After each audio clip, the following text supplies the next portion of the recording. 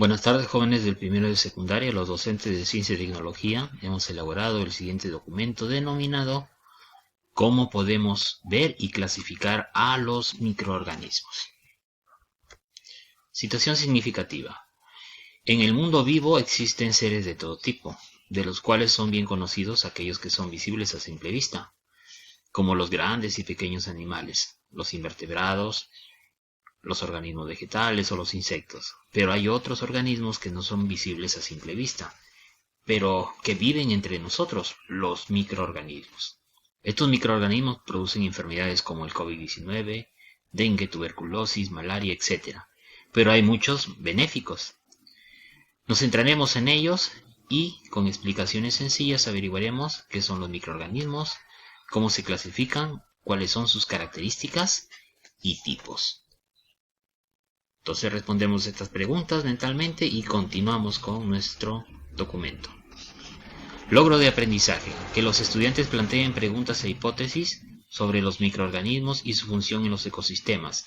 Experimenten manipulando la variable independiente, registrando las mediciones de la experiencia, elaborando gráficas considerando la variable independiente y variable dependiente, y analicen e interpreten los datos obtenidos, validando su hipótesis para establecer conclusiones. ¿Qué son los microorganismos y sus características? Los microorganismos son pequeños seres vivos de cuyo estudio se encarga la microbiología. Mira, la ciencia que estudia los microorganismos se llama microbiología. De hecho, son tan pequeños que no se pueden ver por el ojo humano, y es necesario un microscopio para visualizarlos y estudiarlos. La estructura de los microorganismos es muy simple, y alberga especies beneficiosas, patógenas y otras que varían según las circunstancias. Dentro de los microorganismos existen especies unicelulares y pluricelulares, tanto procariotas como en el caso de las bacterias, como eucariotas como los protozoos o los hongos. También incluyen seres ultramicroscópicos solo visibles con microscopios como los electrónicos, como son los virus.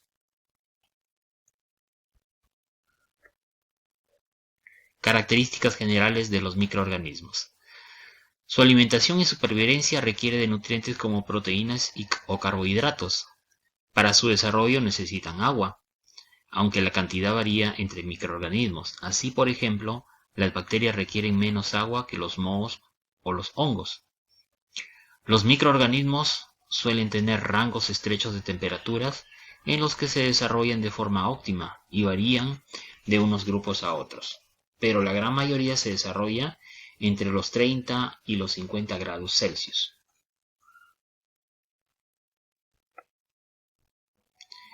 Al igual que con la temperatura, los rangos que toleran de pH suelen ser estrechos. En este sentido, diferenciamos microorganismos acidófilos, que viven en ambientes ácidos, neutros, que viven en ambientes neutros, o alcalófilos, son aquellos que viven en ambientes alcalinos. El tiempo que requieren para su desarrollo y crecimiento depende del tipo de microorganismo y de que las condiciones sean las más o menos óptimas. Así diferenciamos microorganismos de crecimiento lento y de crecimiento rápido. Clasificación de los microorganismos. Las bacterias son microorganismos unicelulares, es decir, poseen una sola célula y un material genético no organizado, ese material genético en el interior de su núcleo. Ya recuerda que son procariotas. Se reproducen por bipartición y son capaces de donar y recibir material genético mediante mecanismos parasexuales. No son mecanismos de reproducción sexual propiamente dichos, sino se llaman tipo de reproducción parasexual. Dentro de ellos tenemos la transformación, la transducción o conjugación. Existen varias formas bacterianas, pudiendo ser algunas de ellas redondeadas, como ves acá, los cocos, en forma de hélice, ¿no? Como en el caso de los espirilos, o pequeños y curvados, como en el caso de los vibrios. ¿Ya? También tenemos, faltó colocar acá, ¿no es cierto?, los que tienen forma de bastón, que son los bacilos. ¿Ya? Entonces, los esféricos se llaman cocos. Si están de 2 se llaman diplococos. Si forman una cadenita son estreptococos. Si están de 4 se llaman tétradas. Si están de A8 se llaman sarcinas, ¿no? Como una especie de cubo. Y si están así como racimos de uva se llaman estafilococos. En el caso de los bacilos, Si están de a dos, diplobacilos. Si están en cadena, estreptobacilos. Si hay un intermedio entre un coco y bacilo, a eso se llaman cocobacilos. Ya los espirilos tienen estructura como un sacacorchos, ¿no? Como una especie de resorte. Y los vibrones son bacilos, ¿no es cierto?, en forma de coma. Los virus son formas acelulares, significa que no son células, que por lo generalmente están formadas por una cápside proteica, ¿no? La estructura que cubre el material genético del virus se llama cápside y está hecho de proteínas. ¿Ya? Y algunos virus tienen envoltura, miren, esta es la envoltura de este virus. Los que no tienen significa que son virus desnudos, ¿ya? Y su material genético o es ADN o es ARN, pero nunca pueden tener los dos al mismo tiempo. Los virus son microorganismos parásitos obligados. ¿Por qué son parásitos obligados? Porque necesitan infectar a una célula, ya sea célula animal o vegetal, incluso hay virus hasta de bacterias, para que estos de acá puedan reproducirse y sobrevivir en esas células. Si no, el virus es como si fuera una estructura inerte. Según la forma de su cápside, pueden ser icosaédricos, como en el caso de este virus. Este es un adenovirus. Ya tiene una forma más o menos casi redondeada. O pueden tener forma cilíndrica. En este dibujo tenemos un virus que tiene forma cilíndrica, ¿no? O también le llaman helicoidal, como en el caso del virus del mosaico del tabaco, que afecta justamente a esta plantita. ¿Ya? También existen virus que tienen una estructura mucho más compleja y que poseen, por ejemplo, una cabeza y una cola, como en este caso de este bacteriófago, ¿no? Que parece una especie de nave espacial. Entonces, una forma compleja. Los virus pueden matar a una célula a la que están infectando o usarla como un reservorio donde se van a multiplicar, ¿no? Esperando justamente las condiciones adecuadas para liberarse y poder infectar a nuevas células. ¿Ya? Un virus tiene las características específicas de repente para infectar determinados tipos de células. No infecta cualquier célula, por si acaso.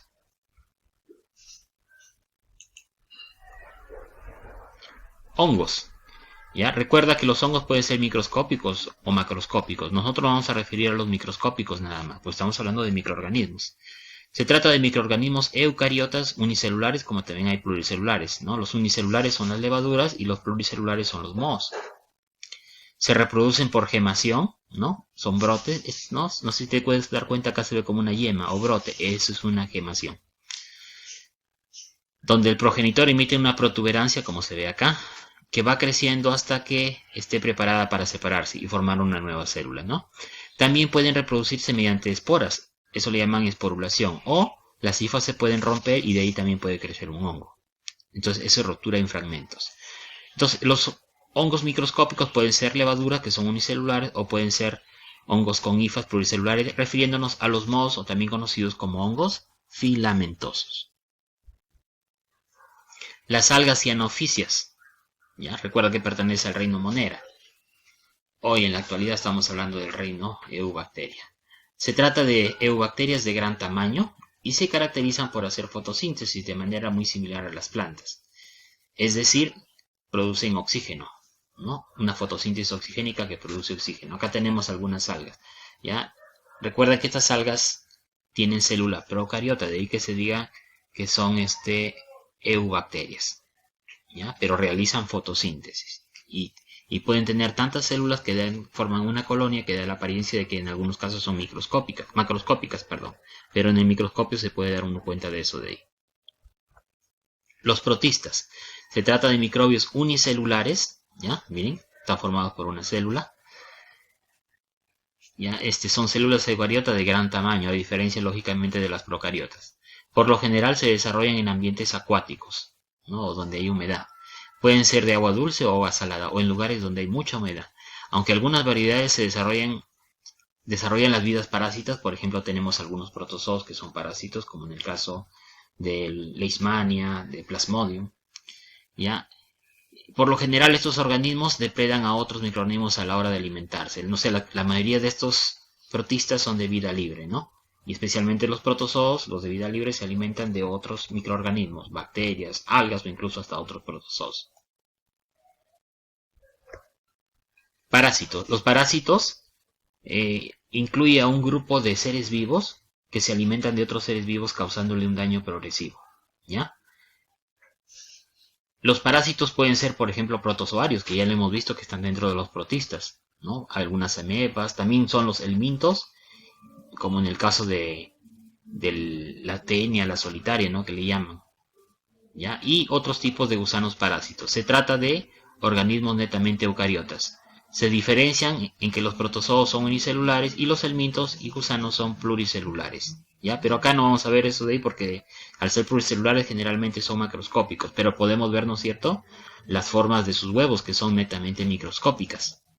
¿Ya? Entonces, los parásitos no son microorganismos, todos los parásitos, solamente algunas formas que son microscópicas. A ellos podemos decir que son microorganismos, ¿ya? Pero a menudo en la microbiología se estudian justamente con la parasitología. ¿Por qué? Porque muchos parásitos tienen formas microscópicas, o algunos de ellos son microscópicos.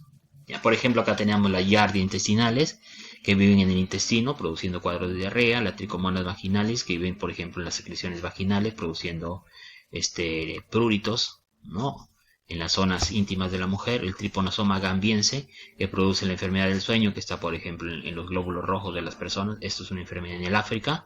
Las leishmanias, que pueden producir, por ejemplo, leishmaniasis o uta o espundia, dependiendo del lugar, ya producida justamente por este tipo de protozoo. Y acá tenemos algunos huevos de parásitos, ¿no?, que son prácticamente microscópicos, pero estos parásitos son macroscópicos cuando uno los ve, ¿no? Ahí tenemos las tenias, las solitarias, la lombriz intestinal, etcétera, etcétera, ¿no? Entonces hay diferentes tipos de huevos de parásitos y estos sí son microscópicos. Tipos de microorganismos. Microorganismos beneficiosos. Se trata de aquellos microorganismos que producen beneficios para el ser humano, ya sea formando parte de su microbiota del ser humano o mediante la producción de productos de interés para que los seres humanos lo puedan comerciar, como el caso de los quesos, la cerveza, los antibióticos, el yogur, el pan, ¿no? Y también hay microorganismos que son importantes en las cadenas alimenticias, ¿no?, porque se encuentran en los ecosistemas, ¿no?, como el caso del zooplancton, el fitoplancton. Aunque parezca que los microorganismos son malos, la mayoría de ellos realmente son beneficiosos y se incluyen en este grupo a algunas bacterias y hongos. Ya los virus, ustedes saben que la mayoría de ellos no causan daño porque destruyen o matan al ser vivo. La microbiota del ser humano es fundamental para la supervivencia y el bienestar de nuestro organismo. Así desempeñan funciones como la protección frente a infecciones o la contribución a los procesos de la digestión. Microorganismos patógenos. Incluimos en este grupo aquellos microorganismos que son capaces de producir enfermedades en sus huéspedes. Y pueden ser tanto virus como bacterias u hongos u otros tipos de microorganismos como en el caso de protozoos. Su mecanismo consiste en infectar a las células, reproducirse en ellas y matarlas o bien dañarlas y producir justamente las enfermedades. Las bacterias además son capaces de producir toxinas que provocan daños, como en el caso del Clostridium tetani que produce la toxina tetánica. Se combaten con los antimicrobianos, que pueden ser antibióticos para las bacterias, antivíricos para los virus, antifúngicos o antimicóticos para los hongos. El grado de patogenicidad de un microorganismo depende del estado inmune que tiene la persona infectada. Si su estado inmune es bajo, entonces el microorganismo puede producir más daño. Si tiene buen estado inmune, lo puede controlar al microorganismo y no producir daño. Actividad.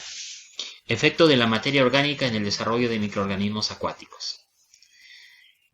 Coloca dentro de un recipiente de vidrio unos trozos de hojas exteriores, puede ser hortalizas, senos, hojarasca, gras o cualquier otro tipo de vegetal, ¿ya? Añade agua hasta un dedo por debajo del borde del recipiente, como se ve acá. Casi hay un dedo, ¿no es cierto?, de altura para que se llene el frasco, en otras palabras. Dejar reposar, porque esto es un medio de cultivo, por unos 15 días a temperatura ambiental, para que los microorganismos que estén ahí utilicen esa vegetación como alimento y comiencen a desarrollarse en mayor número. Toma una muestra de la infusión, de lo que está acá, con un goterito como se ve en el dibujo, y deposita una gota de la misma sobre una lámina portaobjetos. Tápalo con una lámina cubreobjetos y llévalo al microscopio para observarlo detenidamente. ¿Ya? Realiza la observación e identificación de los microorganismos. Puedes guiarte de la siguiente lámina que se te va a dar más adelante.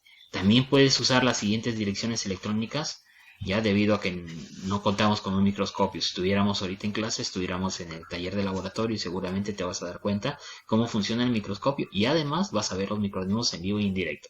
Caso contrario, podemos utilizar estas dos páginas de internet, ¿no?, de YouTube.